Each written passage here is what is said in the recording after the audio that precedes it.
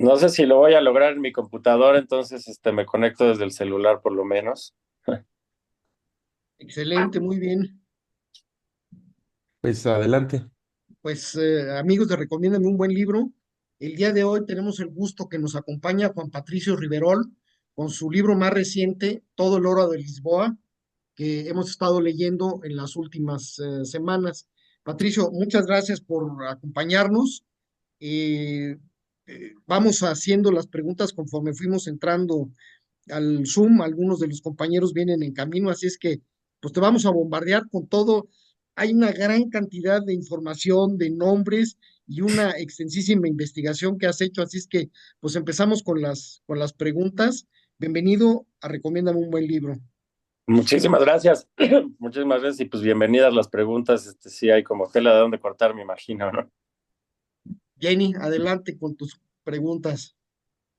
Bueno, te voy a hacer dos, al fin sé que va a haber segunda vuelta.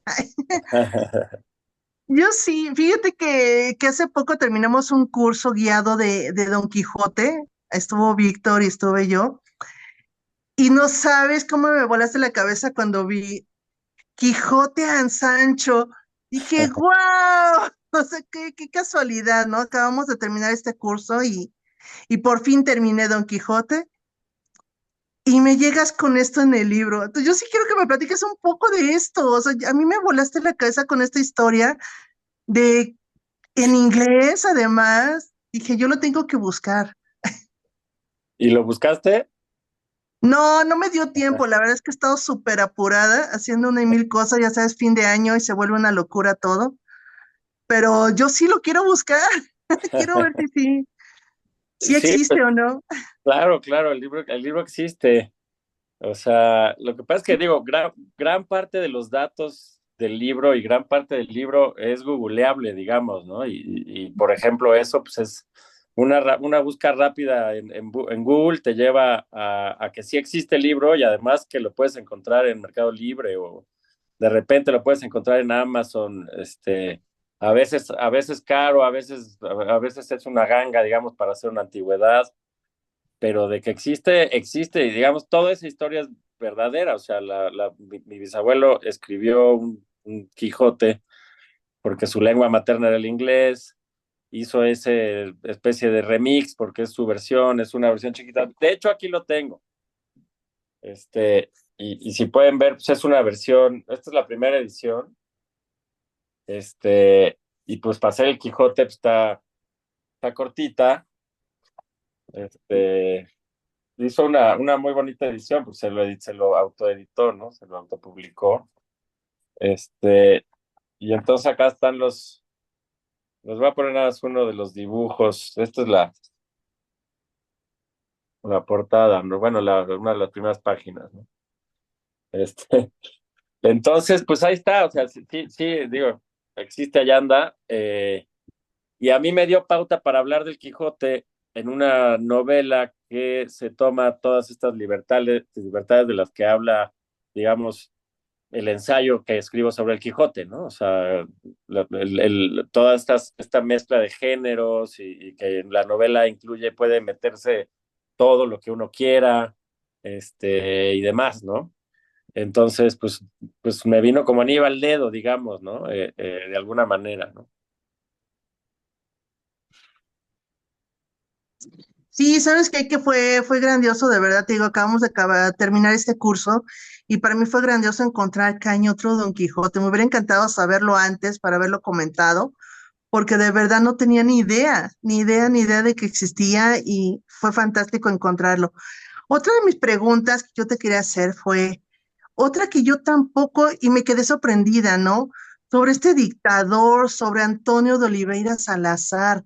¿Cómo se puede decir que fue dictador, pero también fue el que logró, ¿no? Que no entrara el franquismo, los españoles a Portugal, y del otro lado el que no fuera tomada, pero aparte queda como que era el puerto libre para que pudiera entrar y salir, y cómo empieza a negociar con, ahora sí que por toda Europa porque era el único que estaba el puerto, ¿no? Esta historia realmente yo no la sabía, que había escuchado de él, pero no le había tomado mayor importancia. y cómo lleva, ¿no? Esto, yo quería saber por dónde llegaste para conocer esta historia de este señor, ¿no? Que realmente se me hizo sorprendente. Pues la historia que me interesaba, más allá de la del dictador, pues era la de Lisboa, ¿no? En ese tiempo, Ujú. que resulta ser que fue gracias a Salazar que se mantenieron él, sí, muy empeñado en mantenerse neutral. Pues la verdad es que no recuerdo con exactitud cuándo dije, me quiero clavar con eso. En el 2017 pasé por Lisboa 3 días, un viaje bastante breve, como conociendo un poco la península ibérica, y me encantó, me enamoré de la ciudad y demás. Y yo creo que pues por ahí, medio leyendo, digamos que por gusto, pues acabé enterándome de lo que había pasado en la Segunda Guerra Mundial y toda esa cosa como tan interesante de Lisboa en ese lapso en particular. Y pues me puse a investigar, investigar, investigar, investigar, ¿no? Y lo que pasa con Salazar es que sí es un personaje raro en el sentido de que pues el dictador por lo general hace unas tropelías impresionantes y bueno, asesino en masa y demás y demás y demás. En cambio, Salazar es, yo creo que de los pocos ejemplos de la historia de un dictador de alguna manera benévolo, ¿no? Porque también tiene sus pecadillos, ¿no? Pero en comparación con los dictadores de veras, digamos, los que nos tiene acostumbrados la historia, pues son bastante menores. Y él sí, digamos que por lo que yo infiero, como que toma el poder absoluto justamente para mantenerse neutral, digamos que para tener todo el control del gobierno y poder digamos que sortear la tempestad que fue la Segunda Guerra Mundial. Y luego, pues mi parecer es que ya se queda ahí, ¿no?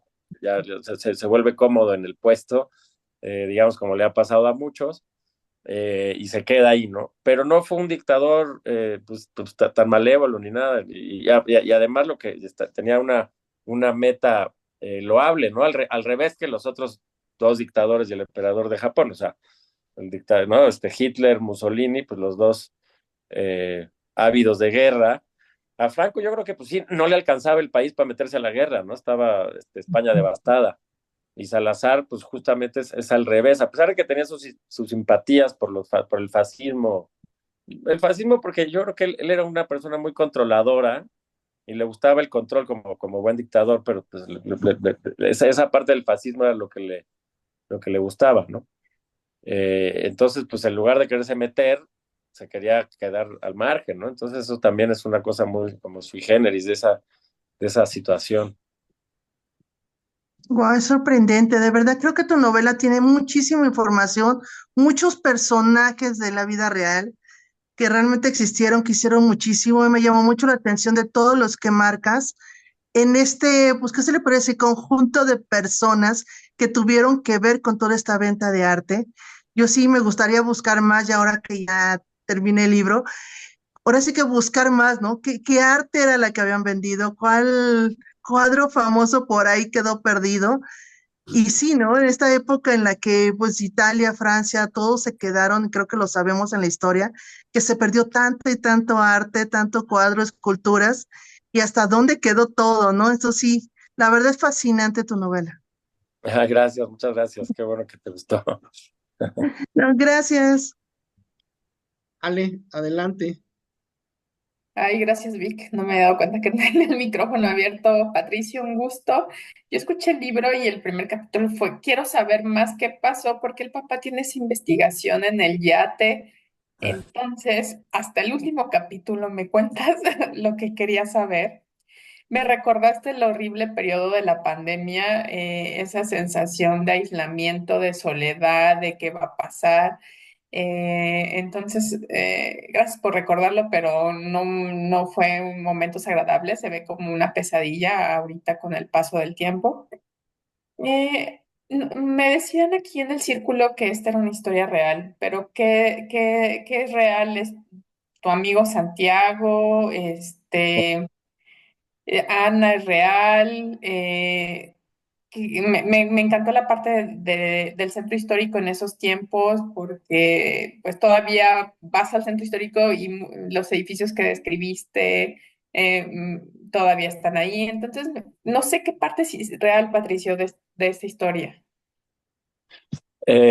Pues, pues, en primera instancia, digamos que no debería de importar, ¿no? Si es verdad o no es verdad. O sea, a fin de cuentas lo he estado pensando después de ya varias veces que presento el libro y obviamente es una inquietud fuerte.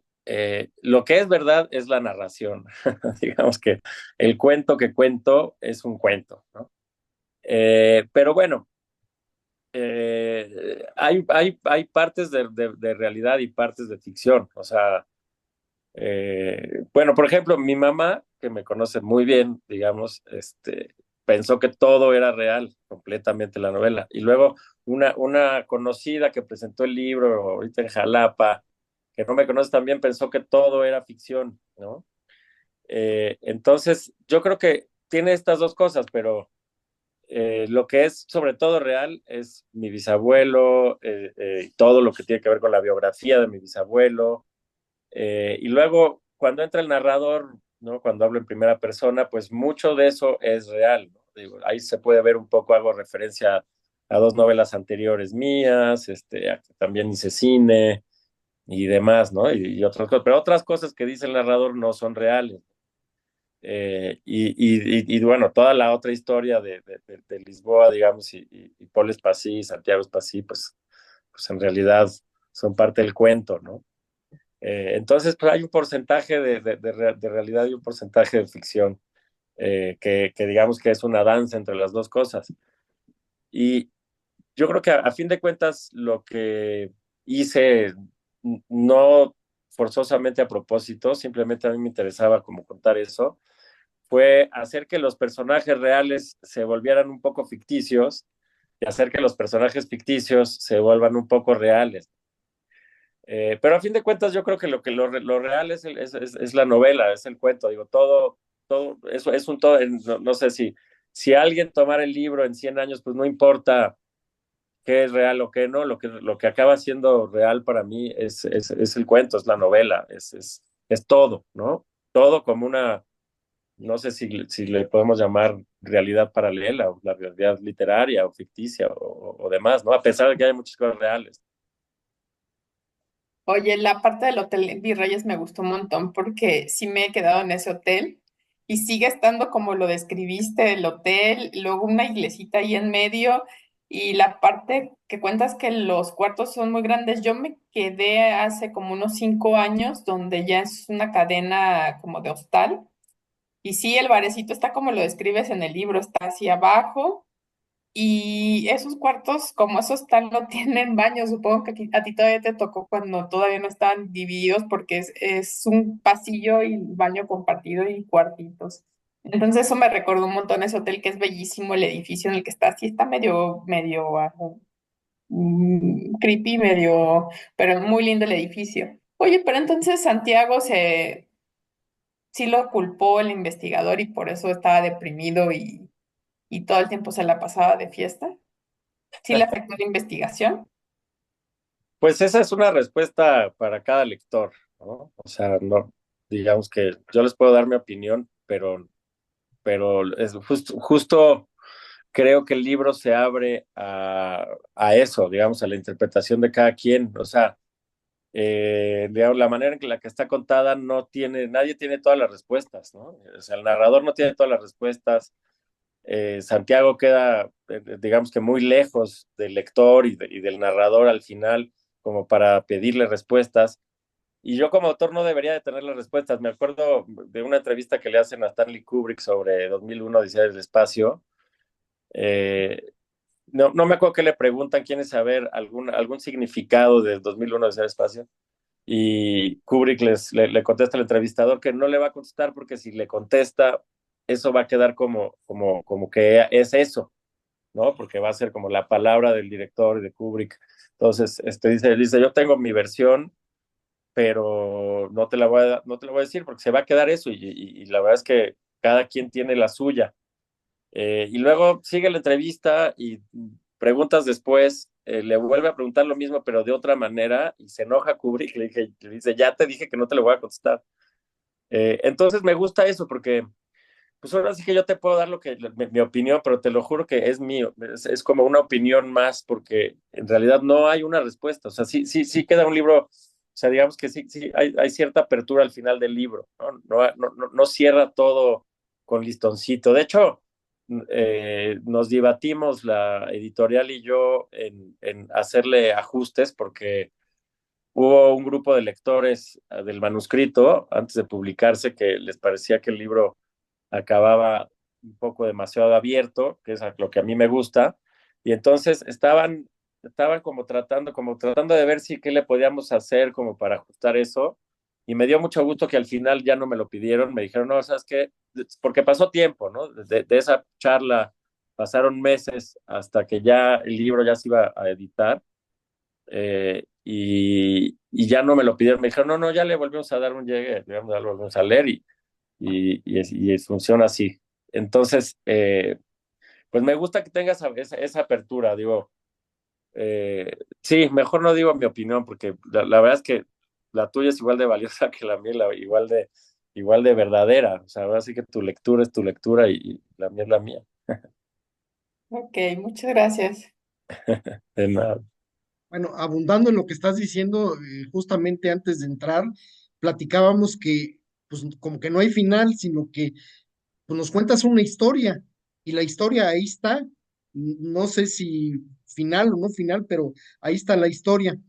Y bueno, punto y aparte, yo te quiero agradecer de alguna manera cómo eh, nos vas contando del proceso creativo. Esa parte a mí me gustó, el, cuando el escritor dice, pues hoy no voy a escribir y no tengo ganas de escribir y estoy pensando en otras cosas y quiero leer otras cosas porque me necesito desembotar de esta historia que es tan intensa. ¿Cómo se te ocurrió compartirlo y entrelazarlo en esta narración? Eh, pues sí, es una muy buena pregunta, en el sentido de que pues no es un momento que dices así como de eureka, así, "Ay, voy a contar eso", sino sí, fue un proceso. Eh,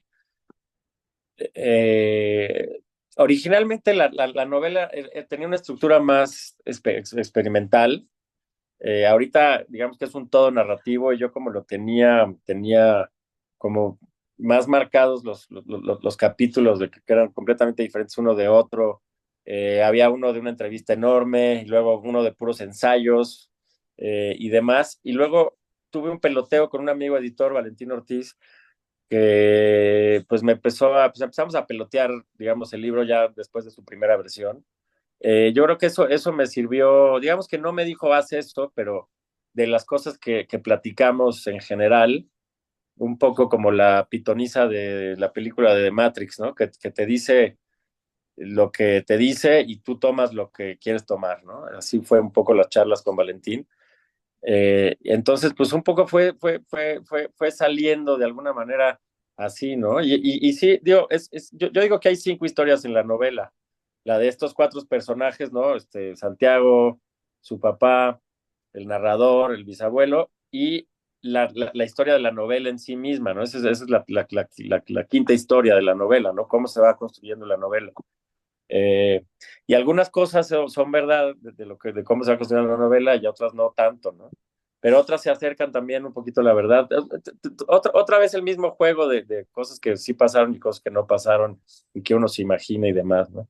Pero pues fue un proceso, fue a lo largo del proceso. Digo, yo sabía que quería meter la primera persona desde el principio, ¿no? Eso sí, digamos que meter un poco de autoficción, sí lo tenía pensado desde que me senté a escribir por primera vez.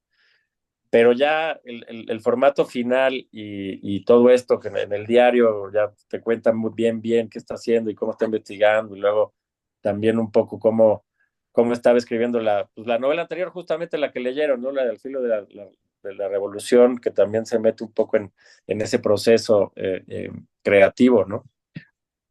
Entonces, sí, pues sí, fue parte del proceso de la escritura, fue parte de como de querer meter el proceso mismo a la novela, ¿no? No, pues muchas gracias. A mí, te digo, esa parte. además de toda la información que metes, me recordaste por ahí no sé si fue en setentas, ochentas, cuando leí a Simón Wiesenthal, eh, todas las cosas no me acuerdo en qué novela era donde se hablaba de él y todo lo que sucedió, los juicios de Nuremberg, en fin, está ampliamente documentada y eso me gustó mucho, pero también la parte del proceso creativo. Muchas gracias, No, de nada, muchas gracias. Albert.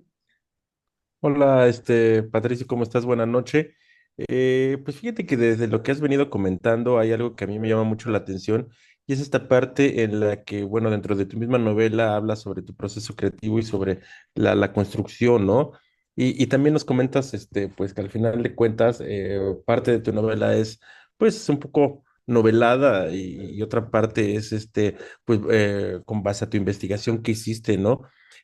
Aquí tú como escritor, ¿qué tanto puedes jugar pues con esta parte siendo la parte de investigación, la parte que sí existió, y con ir jugando para ir modificando, para ir arreglando, y para que al final de cuentas el lector pues caiga en esta parte de decir, híjole, esta parte pues a lo mejor sí es cierta o esta parte a lo mejor no?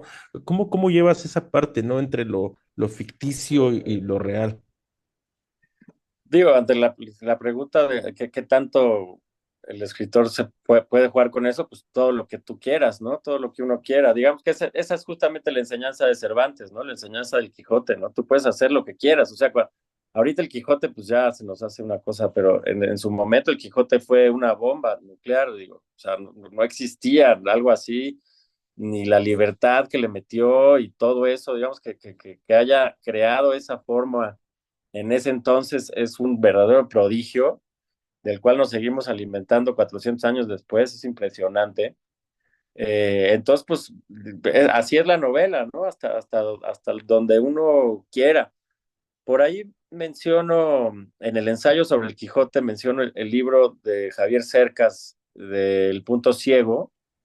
Se los recomiendo mucho porque además de que habla del Quijote y yo rescato, digamos, sus ideas sobre el Quijote para ese ensayo, eh, sobre todo el punto ciego trata de la autoficción y de la libertad y de novelas que te tienen esa libertad creativa, como varias de las suyas, como esta en particular, pero también hay toda una lista de autores que le interesan y de obras en particular que le interesan, que tienen que ver con este juego entre la realidad, la ficción y demás, ¿no? Ya no, digamos que nada más sugerir el punto ciego, de, de dar la pauta para que un lector interesado, como pudieran ser ustedes, agarren el libro de Cercas, que es un libro de ensayos bastante breve, muy entretenido como todo lo que escribe Cercas, y justamente el tema es ese, ¿no? ¿Hasta dónde puede uno jugar? La respuesta es pues hasta donde uno quiera y hasta donde uno le funcione mientras funcione, ¿no? Eh, por eso, por ser una novela tan ambiciosa en ese sentido, con tantas aristas, me vi en la necesidad de pelotearla con Valentín primero y luego con Verónica Flores, mi agente literaria, que también tiene mucha experiencia en la literatura y en la novela en particular. Entonces, pues, y luego eventualmente con Eduardo Latapí, el editor en Planeta. Entonces, pues sí ha sido, o sea, digamos que eh, es la novela que más entre comillas, tallereado, ¿no? Digamos que no fue un taller per se, pero sí fueron peloteos varios, porque sí, justamente por eso, para saber si funciona, ¿no? Y qué funciona y qué está funcionando, y si no está funcionando como lo tengo en ese momento, entonces, ¿qué le puedo hacer para que funcione? Entonces sí necesité de un poco de ayuda, ¿no? De este pimponeo, en este caso en particular, lo cual no me había pasado antes, ¿no? Justamente por eso, porque pues, sí es una novela bien diferente de lo que había escrito antes y más compleja y más ambiciosa. Entonces, pues creo que funciona, me da gusto, creo que les gustó a ustedes y les ha gustado a la gente que la va leyendo. Entonces creo que al final funciona, pero si hubiera salido la primera versión que yo tenía, no sé si hubiera funcionado tan bien, ¿no? Oye, y tengo otra pregunta que va, porque aquí, pues bueno, sabemos que eres director de cine. Y bueno, pues yo creo que parte de ser director de cine pues es estar buscando también guiones para películas o tú mismo estarlos escribiendo para tus propias producciones, ¿no? Entonces, en cuanto a todo el oro de Lisboa, pues yo siento que es como un libro demasiado complicado para llevarlo a cine, ¿no? Tú como director, pues bueno, no sé, te hubiera gustado a lo mejor como trabajarlo, como manipularlo, como verlo en determinado momento como puesto en escena. Pues mira, yo también creo que que es bastante complicado, sería bastante complicado adaptarlo al cine o a las series, pero alguien que lo leyó, ahorita no recuerdo quién, me dijo que no lo veía nada complicado, digo, nadie relacionado a la producción, sino algún lector me dijo, no, sí, yo creo que sí podría ser una buena serie. Este, pero justamente yo tenía un guión que trataba de, digamos, la historia semilla, que es la historia del padre que muere en un país extranjero, y en el caso de mi guión era una hija que tenía que ir a recuperar el cuerpo, pero el guión trataba en Argentina, era en Argentina, y el pasado oscuro tenía que ver con la dictadura militar en Argentina, pero había una pesquisa, digamos, que esa premisa ya la tenía para un guión. Entonces, digamos que esa parte pues es bastante adaptable al grado que digo, así nació y luego la traspasé a una novela. Pero luego, digamos que la voz del narrador, pues es muy difícil contarla en cine y por ejemplo, meter un ensayo del Quijote a la mitad de la novela, pues también es, digo, complicadísimo, si no es que imposible pasarla al cine. Tal vez no es imposible pasarla al cine, pero sí, digamos, en el esquema ya de producción que estamos ahorita, en el esquema de entretenimiento que estamos ahorita, nadie pagaría, digamos que sería una tarea para Godard, ¿no? Meter como pedazo godardiano de un ensayo cinematográfico sobre el Quijote dentro de una película o una serie. Sí, no es imposible, sí se puede, es mucho más complejo hacer ensayo cinematográfico que ensayo literario, pero además, ¿quién lo va a pagar, no? O sea, ahorita no están las condiciones porque estamos hablando que sería una película de época, de la Segunda Guerra Mundial en Lisboa, tendrías que recrear todo ese tiempo y también la guerra civil en España y luego también México en los 40, 50, 60, 70, recrear las fiestas de mi bisabuelo, etcétera, etcétera, carísimo. Y luego ahí meterle un ensayo cinematográfico de estilo Godard, o sea, nadie lo va a pagar.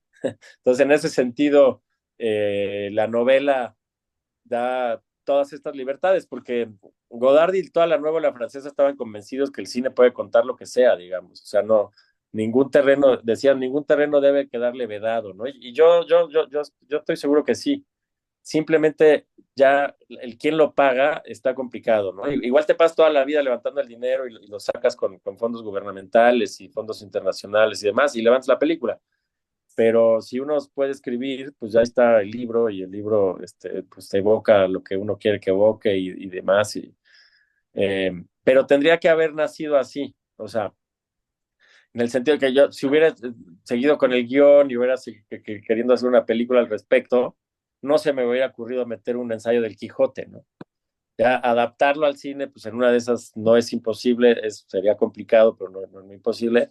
Pero que se me hubiera ocurrido para el cine, eso jamás hubiera pasado, ¿no? Porque sí, las cosas que se me ocurren digamos, para escribir yo las veo como eminentemente literarias y las historias para cine, pues para cine, con excepción del libro anterior, ¿no? Al filo de la revolución, que sí es una historia fácilmente traspasable al cine, digamos que cuando la estaba escribiendo la estaba como visualizando, digamos que la pensé como una especie de biopic, o sea, como se cuentan las películas históricas, ¿no?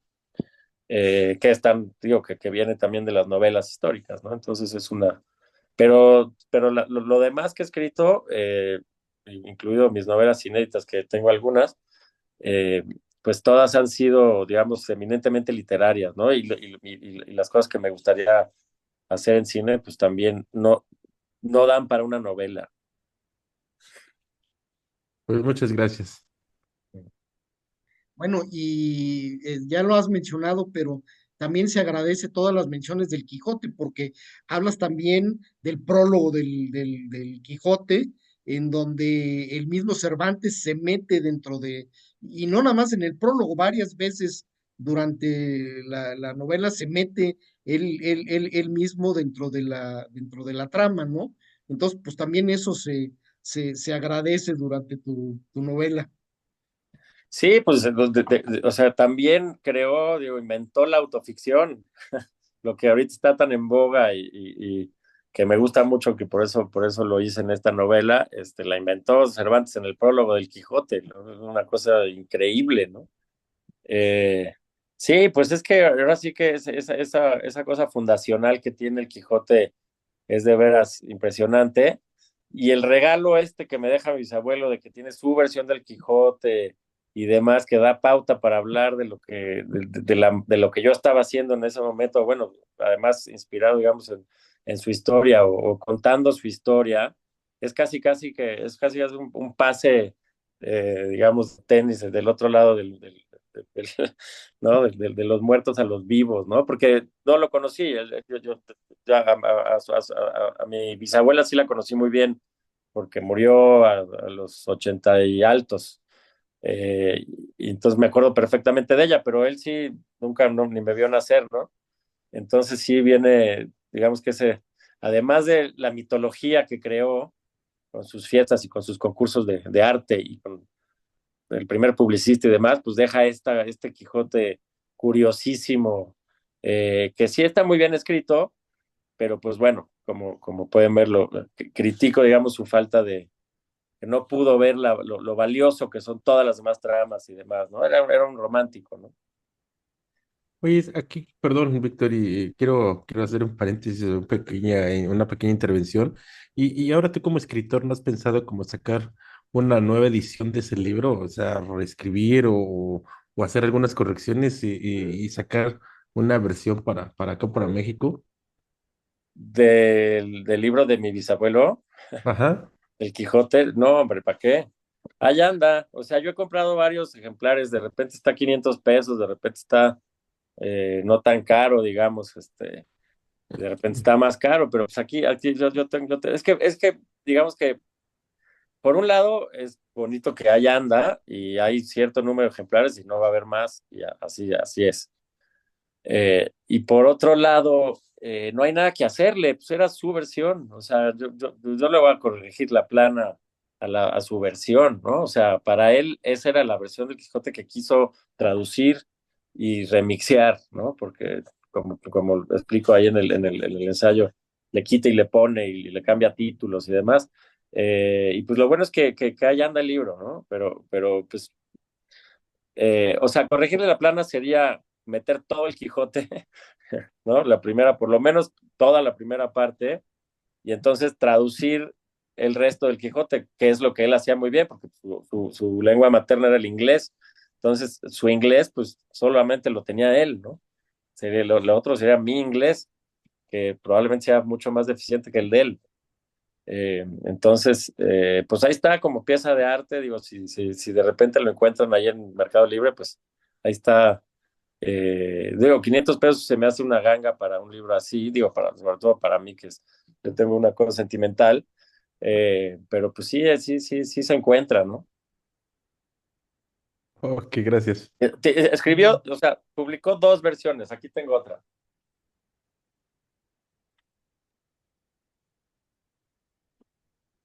O Pues si sea, vieras, hubo dos tirajes, ¿no? La primera que fue esta en pasta dura con esta cajita ¿no? Esta es la parte de atrás, ¿no? Es esta, pues, la pasta dura. La otra también es pasta dura, pero ya no tiene la cajita,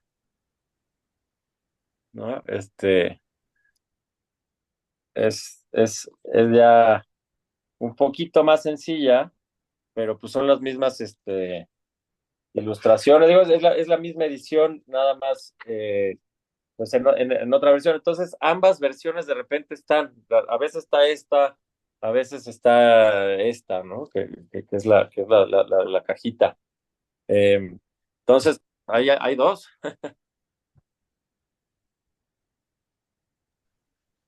pues habrá que Muy buscar bien, pues alguna versión. Adelante, Víctor, gracias perdón. por compartirlo. Jenny, adelante. Fíjate, Patricio, que ahorita escuchándote me entró más la curiosidad, que era la otra pregunta que te quería hacer. Una, sobre toda esta creación literaria que haces, ¿no? Porque realmente está lleno todo el libro de personajes, de historia, nos los vas moviendo desde el pasado, presente, las cartas, todos estos documentos, todos estos personajes que son grandiosos. Mencionas a Federico Sánchez Fogarty, que también fue un personajazo, creo que tenía una inteligencia increíble y gran visionario. Y vas mencionando muchísimos personajes. Entonces, yo quiero saber sobre tu creación literaria. Y la otra es, no sé, el narrador es algún artilugio, eres tú. Yo lo sentí por ahí, no sé. Pero ¿cuál es la primera pregunta? Sobre tu creación, ahora ¿Por sí que qué? literaria al hacerlo, por tanto personaje, cómo fue creándola, cómo fue que llegaste a decir voy a hacerla de esta manera, en dos tiempos, de pasado, presente y aparte, ¿no? O sea, metiendo tu propia historia, tu familia, que tenía que ver con toda esta historia con Santiago, pero también llena de tanto y tanto personaje que realmente existió. Sí, pues es un proceso, la verdad es que no sé cómo a uno se le ocurre lo que se le ocurre, va sucediendo, de repente hay una semilla, ya cuando te pones a escribir o cuando yo me pongo a escribir, ya tengo bastante pensado, pero no todo, ¿no? Para nada, ni mucho menos. Hay más o menos una estructura, tal vez un puerto de arribo, a veces no. Entonces, pues tampoco, no hay una respuesta clara de eso, porque va surgiendo día a día, ¿no? Si digamos que yo procuro escribir todos los días, o por lo menos ahorita hace como un ratín que no escribo, pero antes de eso sí me eché pues más o menos como 15 años escribiendo pues todos los días o todos los días que me permitía el espíritu. Y entonces pues cada día vas levantando, ¿no? Esta novela me tardó como casi 2 años, 2 años y medio, depende, porque hubo espacios Ujú, de descanso, bueno, no, de dejar descansar un poco la obra y luego pelotearla y luego regresar y luego esperar a que el peloteo con mis interlocutores pues se asiente y ver qué puedo hacer para, digamos, atender las cuestiones que platicamos y luego volverme a sentar a escribir. Entonces son varios procesos en varios tiempos de, de cómo van surgiendo, ¿no? Pues cada historia y cada trama y demás. A mí me encanta ese tipo de cosas, digamos, o sea, que sea como un mar de historias, ¿no? Varios ríos que se van cruzando y demás, narrativos y demás, un poco como es el Quijote, pero sin haber sido yo tan fan del Quijote hasta cuando me senté ahorita para volverlo a leer, para escribir el ensayo del libro, y yo no había leído la segunda parte, entonces ujú. que me empapé apenas hace poco tiempo, digamos, relativamente, en la cosa cervantina pura y dura. Pero de todas maneras, pues desde antes, no tienes que leer el Quijote para saber que te gustan esa mezcla de historias, esa mezcla de géneros, esa libertad de la novela. Digamos que cuando me clavé en el tema, simplemente subrayé, digamos que te das cuenta, digamos que eres parte de una tradición de siglos que viene, digamos, persiguiendo eso, ¿no? Eh, Digo, aunque hubo un espacio, ¿no? Durante el siglo XIX, digamos que esa libertad se canceló un poquito, más o menos, porque si puedes tomar, por ejemplo, Guerra y Paz de Tolstoy, y esa también hay una mezcla un poco más escondida, pero también de repente empieza a hablar Tolstoy como ensayo de análisis de guerra, ¿no? De lo que estaba pasando con las guerras napoleónicas, y como que te saca la narración para hablar de lo que significa la guerra y de las decisiones del general ruso y de las decisiones de Napoleón y demás, de una manera bastante ensayística, ¿no? Entonces, por ahí el siglo XIX tiene sus excepciones a la típica novela decimonónica, ¿no? Que Guerra y Paz es una de ellas, pero no tan típica porque sí le mete mucho más géneros, ¿no? O sea, hay más ahí atrás. Y la parte, pues sí, o sea, el narrador es una mezcla, o sea, en muchas cosas soy yo, en otras no tanto y en otras no. Pero el chiste es que no, digo, tendríamos que irnos casi párrafo por párrafo para ver qué soy yo, qué no soy yo, qué son medias verdades, medias mentiras. Eh, pero pues digo, como les platicaba, yo creo que es lo de menos, ¿no? O sea, si me pasó, no me pasó, si sí viene el Virreyes o no viene el Virreyes.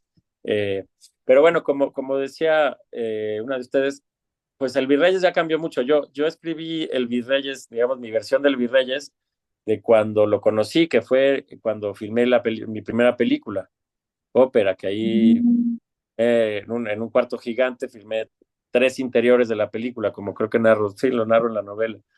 Entonces, en ese entonces, que estamos hablando el rodaje de esa película fue 2006. Entonces, en el 2006 el Virreyes era este Virreyes que narro, con cuartos inmensos y demás. Ahorita que ya es como hotel, medio hotel boutique, eh, pues sí, ha cambiado muchísimo. Entonces, digamos que si alguien que sepa de eso, ya solito te puedes dar cuenta que es imposible, dado los tiempos del narrador en esta novela, que el Virreyes era así, pero tienes que saber que el Virreyes antes sí fue así, porque si no sabías que el Virreyes antes sí fue así y ahorita lo vas a visitar, dices, bueno, nada más se inventó que en este lugar donde hay un hotel medio boutique, era de otras características, y más bien yo estoy rescatando, digamos, mi memoria del Virreyes que conocí cuando fui a filmar mi película. Por ejemplo, ¿no? Entonces, eh, hay cosas, o sea, estoy sacando una cosa que sí viví, digamos, estuve en el Virreyes, pero no escribiendo la novela ni trabajando en un bar, ¿no? Hay una cosa que hago, eh, al principio de Don Quijote and Sancho menciono a un bar que se llama El Patio de mi Casa y a una banda que se llama Los Poncho Kings. Las dos Ujú. cosas son verdaderas. O sea, el Patio de mi Casa existió en el centro, enfrente de Vizcaínas, la calle Vizcaínas, y los Poncho Kings también fue una banda muy interesante, también son amigos. Entonces ahí los menciono y luego en el capítulo de Castillos de Arena hablo de un bar y entonces recreo el patio de mi casa, sin decir que es el patio de mi casa, pues yo estoy hablando del patio de mi casa y cuando está tocando una banda, pues están tocando los Poncho King, pero lo hago de esta manera, o sea, los menciono antes y los recreo después. Entonces, eso, digamos que no sucedió así, ¿no? Pero está basado en cosas que sí sucedieron. Guau, increíble, la verdad es que es increíble porque creo que no cualquiera puede escribir de esta manera, en el que ahora sí que una ficción dentro de una ficción, pero con realidad. Entonces creo que eso es lo sorprendente de tu forma de escritura, también creo que del libro anterior lo decíamos, ¿no? Realmente en ese momento, recordando la plática, también lo comentábamos, ¿no? Esta forma en como tú vas narrando el dónde estaba el Che, con esta gran plática que tuvieron, cómo se reúnen, o sea, cómo nos vas llenando de tantos, tantos detalles que nos vas adentrando. Y también se ve mucho, creo que también en esta novela, tu formación también, ¿no? El cine realmente creo que lo traes en la sangre, el guionismo, entonces también se ve un tipo de visualizar el lugar. Yo sí me fui a buscar el Virreyes, te soy sincera, me fui a googlear cómo era el Virreyes, realmente yo nunca había entrado, no he entrado hasta la fecha, he pasado por fuera, conozco la fachada, pero hasta ahí. Y sí me fui a buscarlo, cómo era en esos años, y encontré fotografías, porque dije, no, pues irme adentrando más a la historia, quiero saber cómo era este lugar. Me llevaste también por esta situación cuando comentas, ¿no? Que fuiste a ver a este líder en Meave. Yo dije, no, ¿cómo se metió ahí? Y yo estaba preocupada que a poco ibas a ir con los de la Unión. Dije, no, no, que necesito saber más. Pero sí, sí, creo que sí, efectivamente, ¿no? Hiciste esta ficción dentro de la ficción, pero llevándonos por momentos muy reales. Entonces, de verdad, yo sí te felicito porque creo que está bien hecho, bien narrado y el narrador a mí me encantó, te digo, yo sí dije en qué momentos iba yo escuchándote, o sea, yo pensaba en ti en muchos momentos en los que ibas narrando la historia. Entonces sí, esas partes de verdad, esa creación creo que es fabulosa. Y bueno, también toda esta investigación, ¿no? Como decían ahorita mis compañeros, esta investigación a tanto y tanto personaje, porque yo varios no los conocía. Me llevaste a googlear quiénes eran, ver la cara, cómo eran, de qué año, cómo estaban, porque sí, mucho de esto, y creo que es importante, ¿no? Que sepamos que hay personajes que tuvieron mucho que ver con nuestra actualidad y mucho que ver con el cambio, ¿no? Que hubo en cierto momento. Y todos estos personajes que tuvieron que ver con el arte, como a mí me encanta el arte, entonces estas novelas que traen arte me fascina, porque cómo ves, ¿no? Esta realidad que realmente se cuente, que se sabe de todo el arte que fue robado, que fue llevado a muchos países y efectivamente, ¿no? Muchos llegaron a México y a Nueva York. Entonces, es fascinante realmente. Así que muchas gracias, Patricia. No, hombre, no sé qué tanto arte llegó a México, ¿no? Eso es parte un poco de la ficción, pero... Y esa historia en particular de Plaza Meave, del mero mero de Plaza Meave, sí le sucedió a Carla, la dueña, que es mi amiga, y sí lo hizo, digo, nada más que yo no estaba ahí metido. Ella fue a hablar con el mero mero de Meave justamente por el mismo problema, que había unos jockeys en la banqueta que le espantaban la clientela, y averiguó con quién hablar y habló con él y limpiaron todo. Y lo que no sucedió fue ya lo de los narcos y lo del cartel. Digamos que ahí mezclo esa historia verídica con lo que ya después pasó, porque estamos hablando, el patio también era en 2006, 2005, 2004, no me acuerdo en qué año cerró, no sé si en el 2008 o por ahí, no sé, por ahí, 2010 tal vez a lo mucho. En ese entonces los cárteles todavía no estaban tan presentes, o no estaban presentes, punto, en lugares públicos, en antros, en bares y demás, como lo están hoy, ¿no? Entonces mezclo esa historia real con esta tragedia que vivimos, que ya ahorita en cualquier lugar te encuentras gente vendiendo y este ambiente, pues bien, bien feo, ¿no? Pero no fue así, o sea, digamos que el mero mero de Plaza Meave nunca le pidió nada, ni se alió con ningún cartel en ese entonces, ni nada, le echó la mano porque le cayó bien, porque que una chavita, que no es tan fresa mi amiga, pero en comparación al de Meave, pues sí es bastante fresa, ¿no? Que una fresita llegara a hablar con él y a hacerles este requerimiento, le causó gracia y le echó la mano. No, qué bien. También al principio, antes de que entraras, también les comentaba yo de que también la historia que me impactó fue la de Ana. O sea, de qué manera ella prefiere regresarse a esta guerra a España, en lugar de quedarse en Portugal, que en cierta forma era más tranquilo, después de haber sido violada y violentada, prefiere ella tomar la decisión de aquí te abandono y yo me regreso, pero estoy mejor allá que aquí. O sea, esa historia también fue muy dura.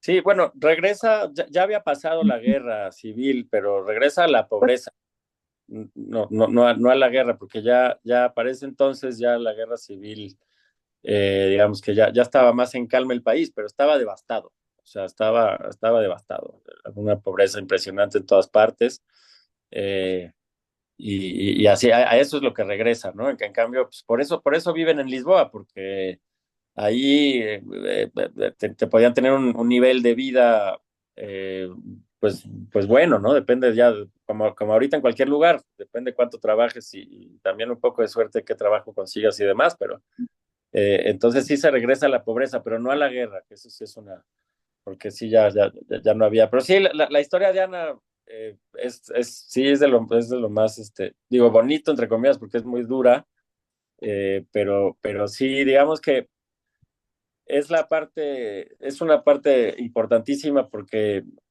es, digamos que la médula ética de la novela, o sea, en el sentido de ya cuando se pone la novela un poco filosófica a preguntar en cuanto a la culpa, ¿no? De Paul Spassi, qué tanto uno hubiera hecho eso en su lugar, ¿no?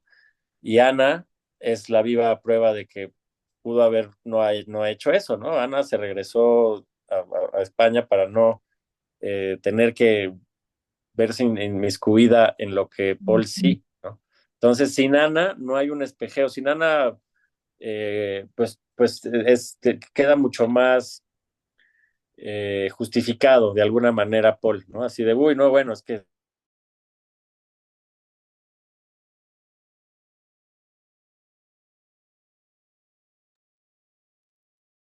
Una decisión fuerte y no se echó para atrás.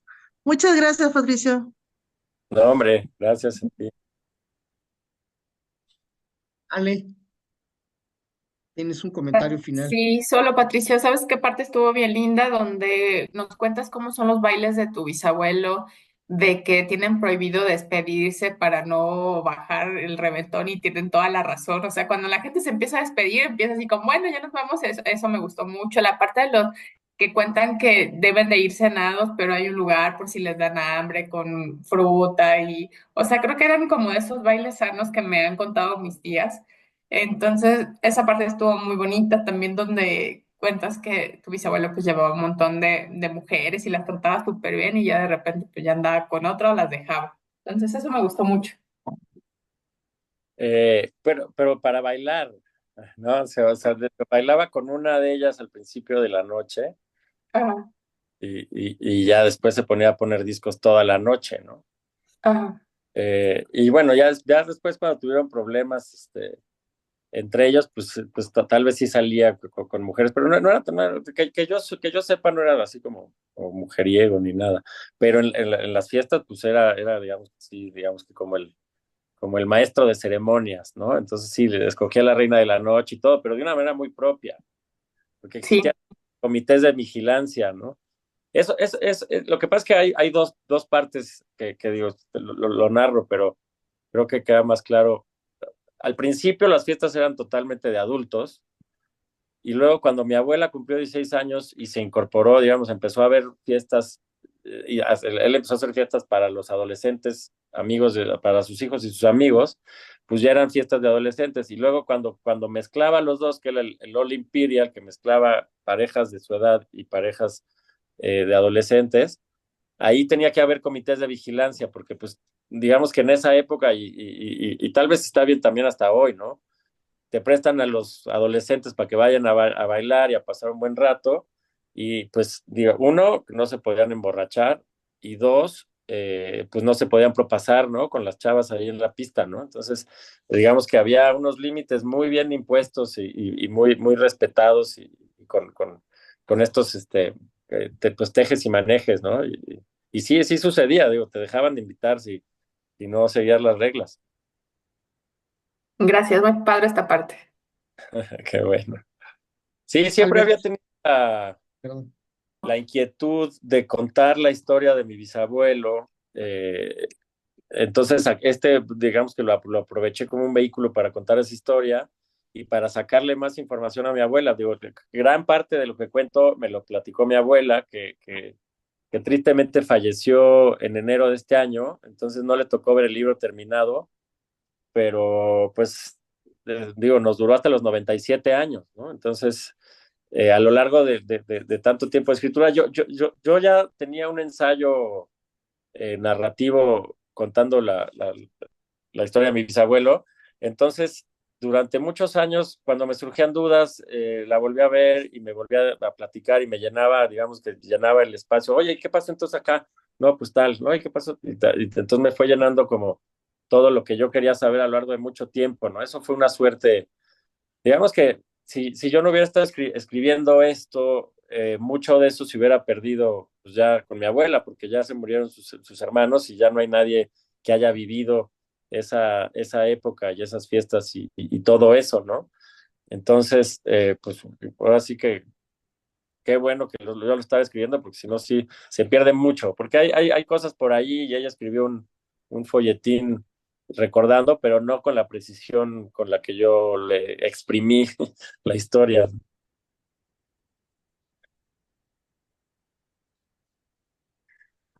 Ahora sí que todo un homenaje a tu familia y pues qué bueno, ¿no? Que quede plasmado aquí en este libro.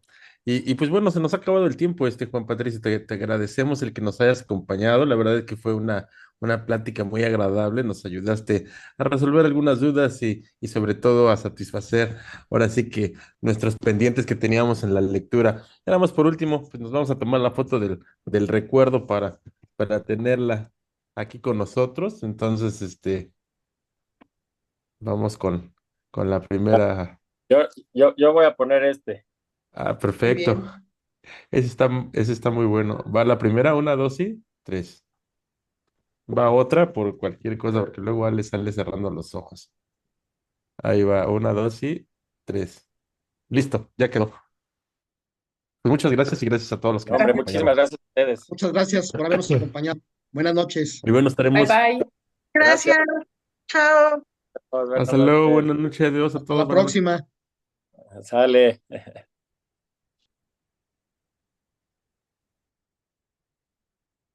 La Pues grabación, mira, salió bastante bien con todo y que éramos poquitos. la grabación.